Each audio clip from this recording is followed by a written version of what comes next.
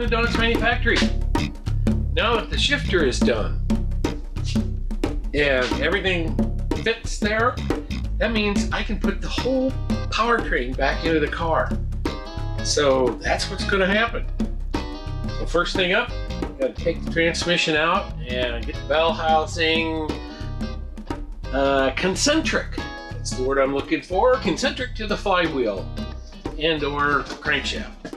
So that's my next task. I ended up buying a new magnetic base dial indicator just so I can do that very task, because the TKX requires that there is less than 5 thousandths runout concentricity error between the crankshaft and the transmission input shaft. So that's what I'm doing. Let's get to it.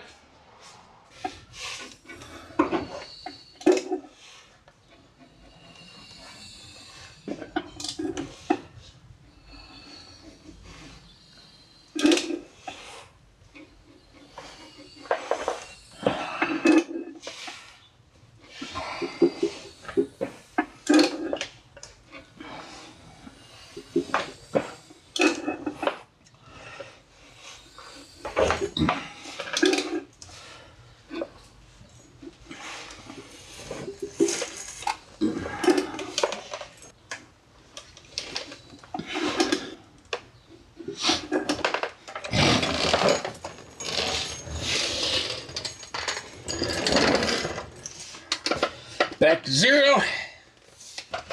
Okay, let's see what it is. Issue number 1 here.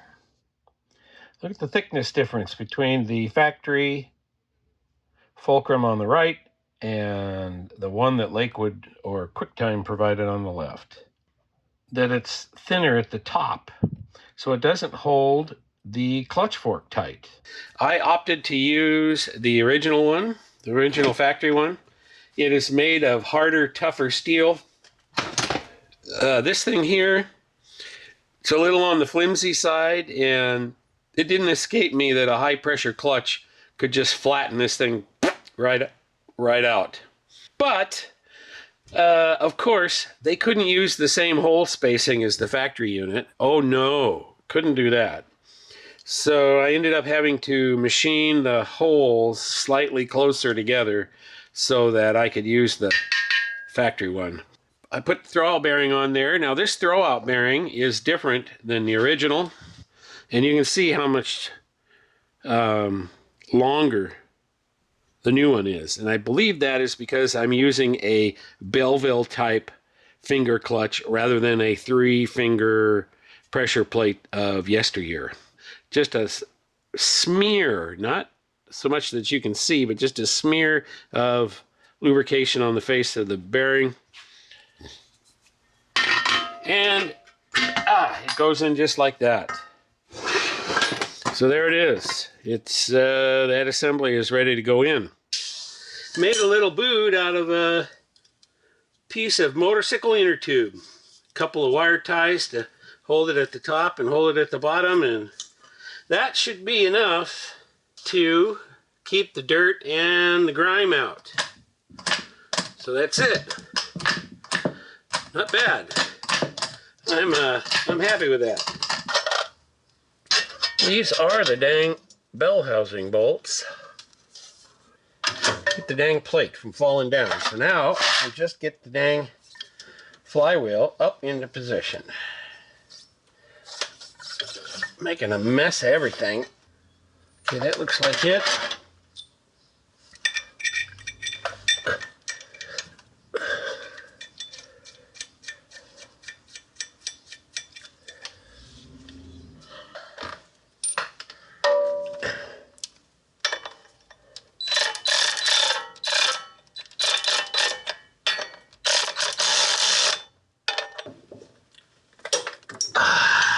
$75. How about that? I'm actually getting it.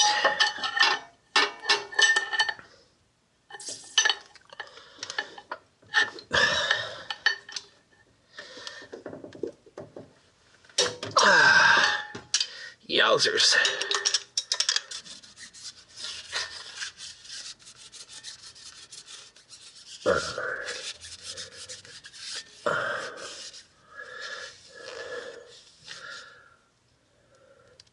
You know, another thing that's interesting on this billet flywheel, it has the cup here, but it doesn't have the hole. The OEM flywheel has a hole drilled from the inside out right here. So if oil comes out the end of your transmission input shaft, it can get on the clutch, come out the splines, get on the clutch and sling out, but then it slings to the back side of the flywheel and doesn't get on the friction surface. The way this is made, oil can get in here and then go out across the friction surface. I mean, I find that very interesting that somebody didn't think about that. As long as the seal stays good on the transmission, I won't even know the difference. Sehr gut. Okay, I'm ready to put the clutch plate on and get it lined up perfectly. Well, I have two ways that I do this. We'll see what happens.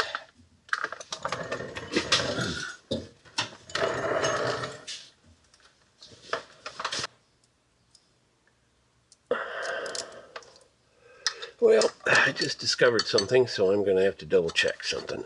Did I just haphazardly put some of these lock washers on backwards? Okay, there's another little clue for you. These lock washers are only going one way. One of the things that makes ARP bolts so strong is that they have a radius right up here at the head. And these lock washers, you get the light over here. This lock washer, see, is square on one end and has a little bevel cut the other way. That bevel is supposed to go up against the radius. That way it doesn't weaken the bolt. And I didn't check these other ones, so I'm going to have to go around and check them all.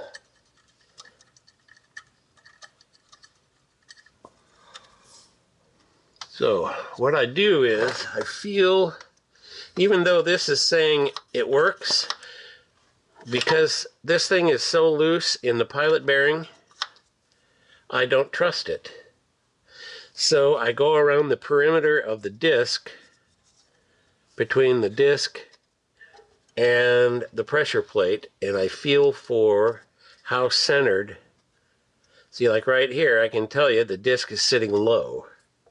So I need to push it up.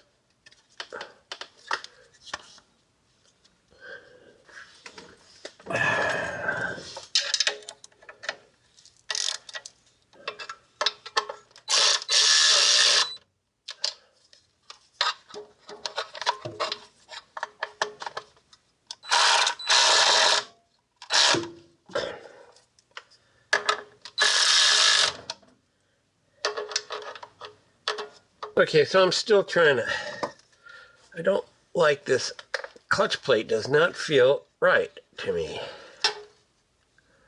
So we're going to loosen up all the screws and do it again. When I tightened it down, it seemed like it was too low, or correlate, that's the word I'm looking for. Correlate the outer circumference of the clutch plate with the way this goes in and out.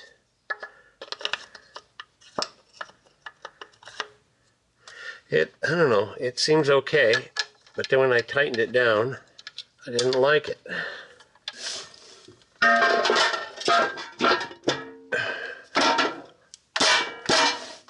Okay.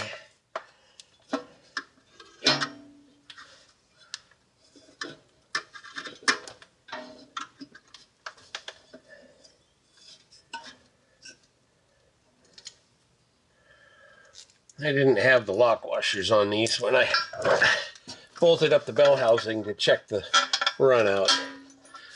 but I will put them on this time. Sorry. My universal joint with the Allen wrench.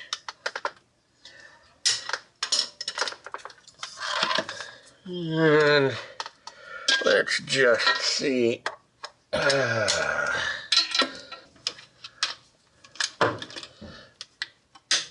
There we go.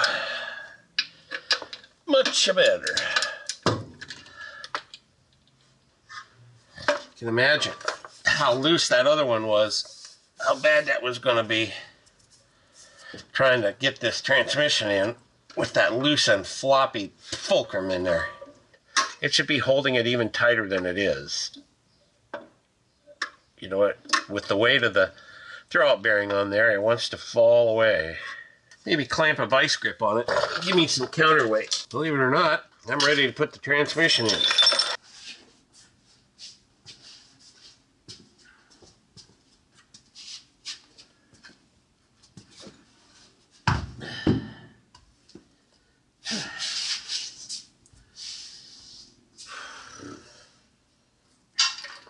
Let's get this ride out of here and have it come around the other way. This.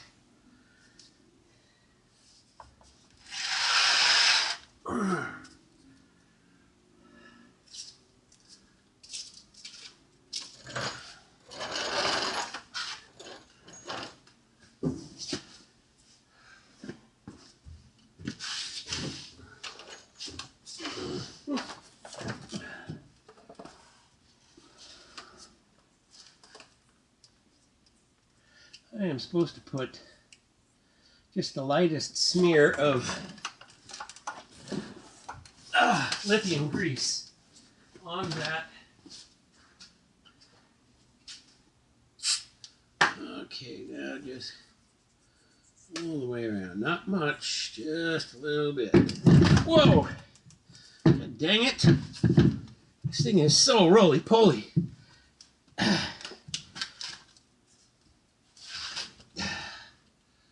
Now, stay. Good grief.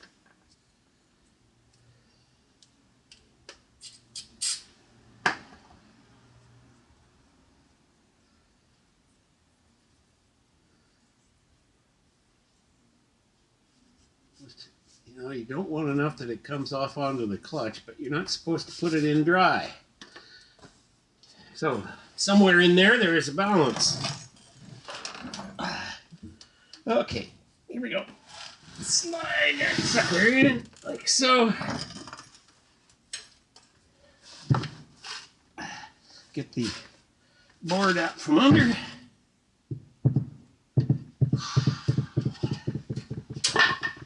Now I'm going to scratch up the bottom of the tranny a bit.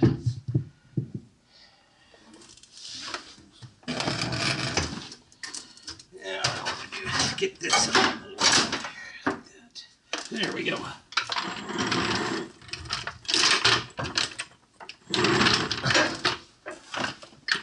Okay.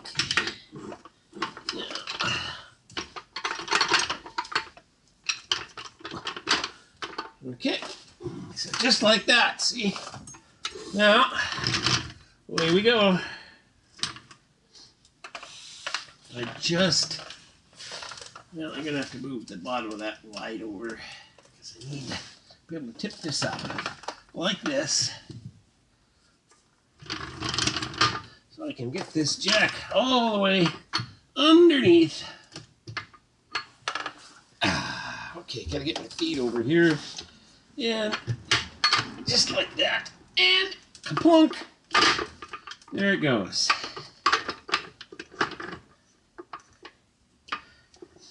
Okay. Now, just need to jack this thing up. Oops, and guide it in.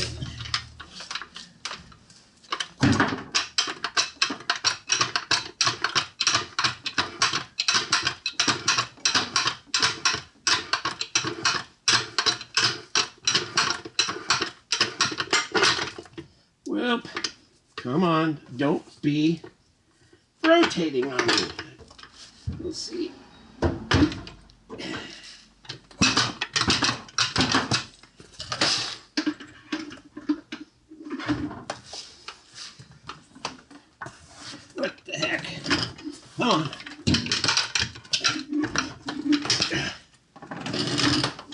dang creeper is starting to bug me.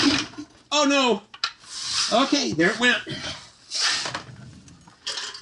I think. No, I didn't. Okay, I thought maybe I'd flip the...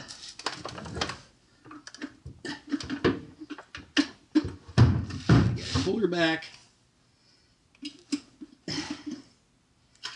Oh man, come on. Now just get your little butt back into place. It is now caught. Ah, there it is. This is where, right now, okay. Stay there. I gotta get off of this creeper, and it's just not working for me. Okay. I'm just sliding around where I don't need it to go. I'm losing my...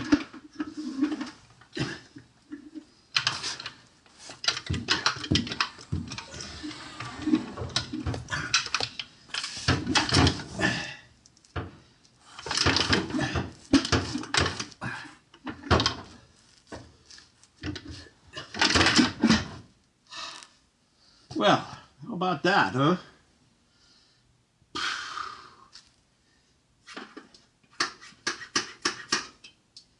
Looks like it's in.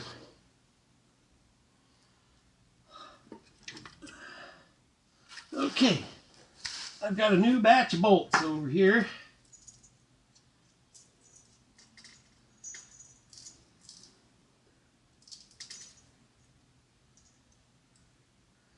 Little grade 8 suckers. Let's get them in.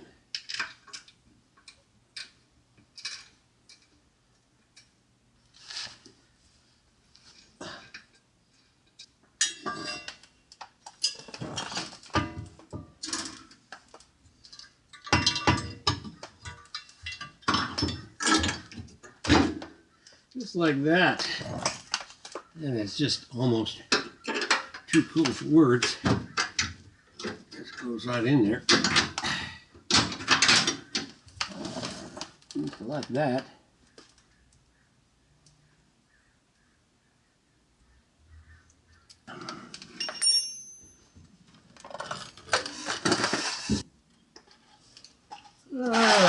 Yeah, let's see. Is this them? That one there and that one there?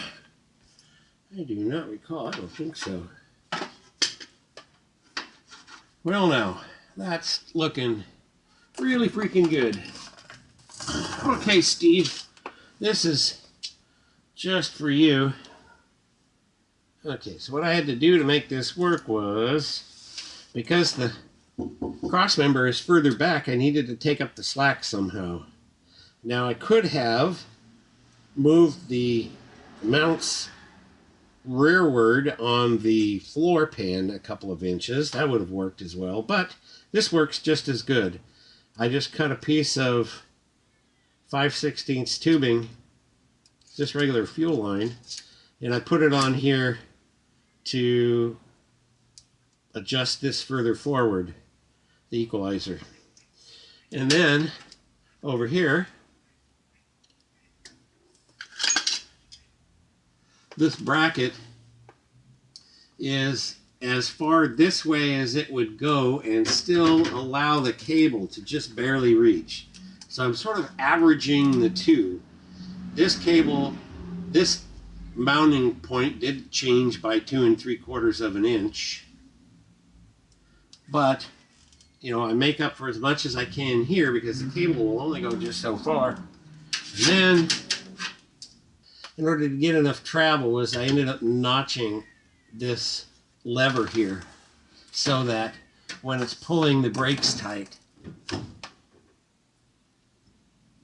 Okay, something's not right here. What's not right here?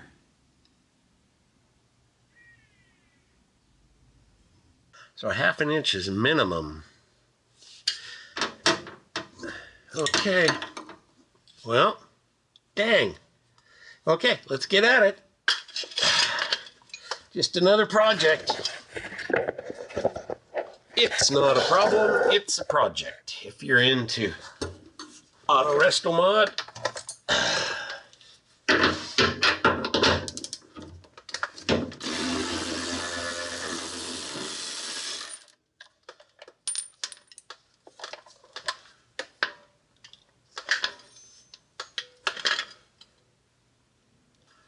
what I ended up doing was cutting this off right here, and now I'm gonna stick it under there and make it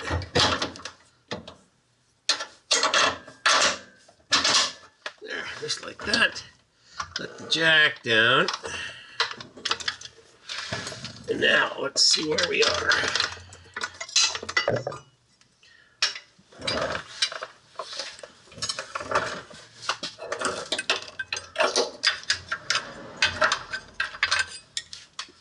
Okay, so now this goes right here, you see? And this is like right here.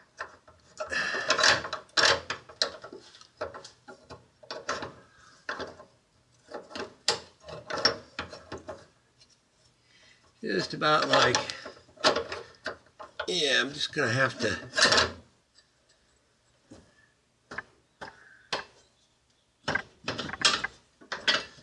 yeah.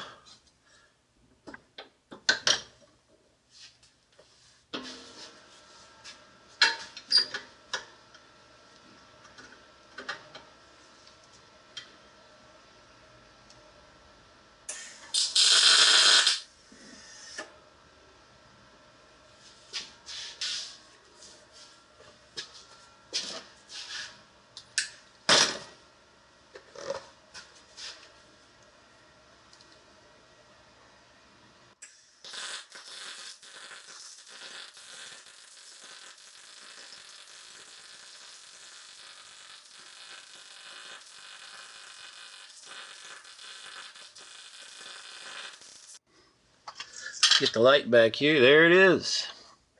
It is all in. Emergency brake.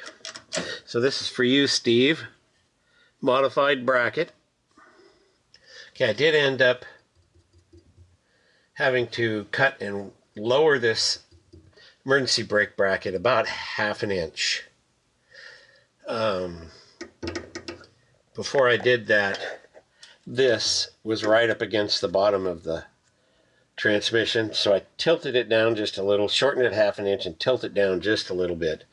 And if I need to change that, I can always change this bend here and that bend there if I wanted to change the angle of it over the exhaust pipe. But because I'm going to the larger yoke on the coming out of the TKX, I need a little more room up here for the universal joint to go around. It's just slightly larger than the original one. I love this.